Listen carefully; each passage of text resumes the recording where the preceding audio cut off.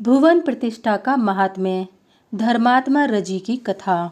महाराज युधिष्ठिर ने कहा, मधुसूदन, अब आप कोई ऐसा उपाय बतलाएं जिससे इस लोक में शाश्वती प्रतिष्ठा, महनीय कीर्ति, अक्षय संतति, प्रचुर संपत्ति तथा परलोक में पितरों को सद्गति प्राप्त हो। भगवान श्री कृष्ण बोले, महाराज, आपने संसार के उपकार के लिए ही इस बात को पूछा है। अब मैं परम रहस्यमय भुवन प्रतिष्ठा की विधि को संक्षेप में बता रहा हूँ। भुवन प्रतिष्ठा के दान से देवता, गंधर्व, असुर, नाग, किन्नर, यक्ष, राक्षस, प्रेत, पिशाच, भूत आदि सभी की प्रतिष्ठा हो जाती है। व्रती को चाहिए कि सर्वप्रथम उत्तम मुहूर्त देखकर 7 हाथ लंबे चौड़े मजबूत शुद्ध स्फटिक के समान स्वच्छ श्वेत वस्त्र लेकर उस पर चित्रकर्म में निपुण चित्रकार से 14 भुवन का चित्र बनवाएं। कुशल चित्रकार को बुलाकर वस्त्र, आभूषण तथा पुष्प आदि से उसकी पूजा कर उसे चित्रकर्म में नियुक्त करना चाहिए। उस समय आचार्य सहित ब्राह्मणों का भी वस्त्र आदि से पूजन करना चाहिए। ब्राह्मण वेद ध्वनि के साथ पुण्याह वाचन करे। शंख भेरी से मंगल शब्द करते हुए चित्रकर्म आरंभ कर पुराणों में कही हुई विधि के अनुसार भुवनों को चित्रित कराना चाहिए। वस्त्र के मध्य में सर्वप्रथम जम्बूदीप, उसके मध्य में मेरु पर्वत और उसके ऊपर देवताओं की स्थापना करें एवं 8 दिशाओं में 8 दिक्पालों की पुरियां तथा देवताओं के साथ 7 द्वीपों से युक्त पृथ्वी बनवाएं। वह पृथ्वी 7 कुलाचलों, 7 समुद्रों, नदी, नद, सरोवर, 7 पातालों, भूर्भुवः आदि 7 लोकों से समन्वित हो। उस पर ब्रह्मादि देवताओं के लोक, ध्रुवमार्ग, ग्रह और तारागणों से युक्त सूर्यदेव, दानव, यक्ष, राक्षस, ऋषि, मुनि, गौ, देवमाता, अदिति, सुपर्ण आदि पक्षी, नाग और ऐरावत आदि 8 दिग्गज भी अंकित करें। इस प्रकार वस्त्र के ऊपर संपूर्ण भुवन की रचना करवाएं।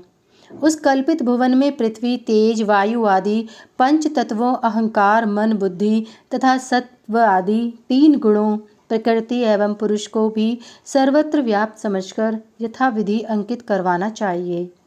कार्तिक पूर्णिमा, अयन संक्रांति, विषुव योग तथा ग्रहण में इसकी पूजा करनी चाहिए। एक सुंदर मंडप बनाकर उसके बीच चित्रपट स्थापित करना चाहिए। 1 हाथ लंबा चौड़ा चौरस 4 कुंड बनाकर प्रत्येक कुंड पर 2-2 वेद पारंगत ब्राह्मणों का हवन के लिए वरण करना चाहिए। ब्राह्मण वस्त्र आदि आभूषण से अलंकृत होकर हवन करें। हवन चित्रपट में अंकित देवताओं के नाम मंत्रों से करना चाहिए। यजमान भी वस्त्र आदि से अलंकृत होकर आचार्य के साथ चित्रपटस्थ देवताओं का गंध, पुष्प, धूप, दीप, नैवेद्य आदि से पूजन कर इस मंत्र से प्रार्थना करें। ब्राह्मणों में स्थित 14 भुवन इस चित्रपट में अधिष्ठित हों। वे मेरे द्वारा पूजित हों। ब्रह्मा, विष्णु, रुद्र, आदित्य तथा वसु देवताओं मेरे द्वारा पूजित होने पर आप सब इसमें प्रतिष्ठित हो जाएं। इस प्रकार भुवन में उस चित्रपट की प्रदक्षिणा करें और अनेक प्रकार की भोजन सामग्री तथा मिष्ठान आदि का नैवेद्य लगाएं।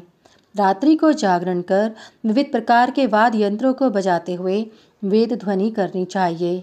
गीत नृत्य के द्वारा उत्सव मनाना चाहिए। प्रातःकाल होते ही स्नान कर वस्त्र आभूषण धारण कर पहले की ही भांति चित्रपट की पूजा कर 100 गौएं अथवा 2 गायें तथा उपान्ह, छाता एवं घर की उपयोगी सामग्री भी ऋत्विजों को दान करें। फिर सुंदर रथ लेकर उसे पताका, ध्वज, तोरण आदि से अलंकृत कर उसमें 2 हाथी अथवा घोड़े खींचने के लिए जोतें। तदंतर रथ पर भुवन में चित्रपट को स्थापित कर ब्राह्मण के साथ ले जाकर देव मंदिर में स्थापित कर उसका पूजन करना चाहिए। वहाँ महोत्सव मनाना चाहिए। उत्तम चांदी का छत्र, घंटा, ध्वज, चामर आदि चढ़ाकर गुरु और ब्राह्मणों को यथाशक्ति दक्षिणा देकर दीन, अंध, बधिर, कृपण आदि को भोजन कराएं।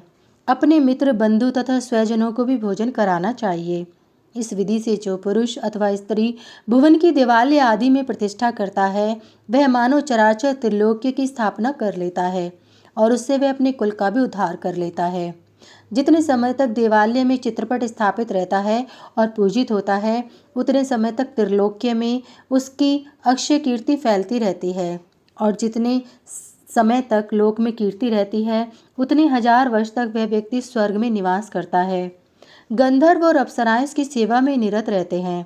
वह बहुत समय तक स्वर्ग का सुख भोग कर पुण्य क्षीण होने पर इस भूमि पर जन्म लेकर धर्मात्मा, दीर्घायु, ऐश्वर्यवान, प्रतापी और पुत्र पौत्र आदि से युक्त होकर 10 जन्मों तक राजा होता है। राजन, इस विषय में एक आख्यान प्रसिद्ध है। सुना जाता है कि प्राचीन काल में रजि नाम का जितेंद्रिय चक्रवर्ती एक राजा हुआ था। उसने समस्त पृथ्वी के राज्य को जीत लिया और दैत्यों को युद्ध में हराकर स्वर्ग को एवं उनके आधिपत्य को इंद्र के हाथ में समर्पित कर दिया। किसी समय उसकी राजसभा में ब्रह्मा जी के पुत्र महर्षि पुलस्त्य अपने शिष्यों के साथ पधारे। राजा रजि ने पुलस्त्य जी का बड़ा आदर सत्कार किया और पाग, अर्घ, मधुपर्क आदि से पूजन कर उन्हें आसन प्रदान किया। कुशल क्षेम के पश्चात राजा ने पुलस्त्य जी से पूछा, ऋषिवर, मैंने कौन सा व्रत, दान अथवा तप किया है जिसके प्रभाव से मुझे धन, धान्य, पुत्र पौत्र आदि से समन्वित यह निष्कंटक राज्य प्राप्त हुआ है? पुलस्त्य मुनि ने कहा, राजन, इससे 7 जन्म पूर्व तुम वाराणसी में धन धान्य संपन्न धर्मात्मा और सत्यवादी एक वैश्य थे। तुमने अनेक पुराणों की कथाएं सुनी तथा अनेक प्रकार के दान तो दिए ही, भुवन की प्रतिष्ठा भी की थी। उसी प्रतिष्ठा के प्रभाव से तुम 7 जन्म से राजा का पद प्राप्त कर रहे हो और तुम्हारी कीर्ति संसार में फैली हुई है। अगले 7 जन्म में भी राजा का पद प्राप्त करोगे और अंत में तुम्हें मुक्ति मिल जाएगी। जो तुमने पूछा वह मैंने बता दिया। जो स्त्री अथवा पुरुष भुवन प्रतिष्ठा करते हैं वे कृतकृत्य हो जाते हैं। इस प्रकार कहकर महातेजस्वी पुलस्त्य जी अपने धाम को चले गए। भगवान श्री कृष्ण बोले, राजन, इस भुवन प्रतिष्ठा से धर्म की वृद्धि, अभीष्ट की सिद्धि, पाप का क्षय और सभी कार्यों की सिद्धि हो जाती है।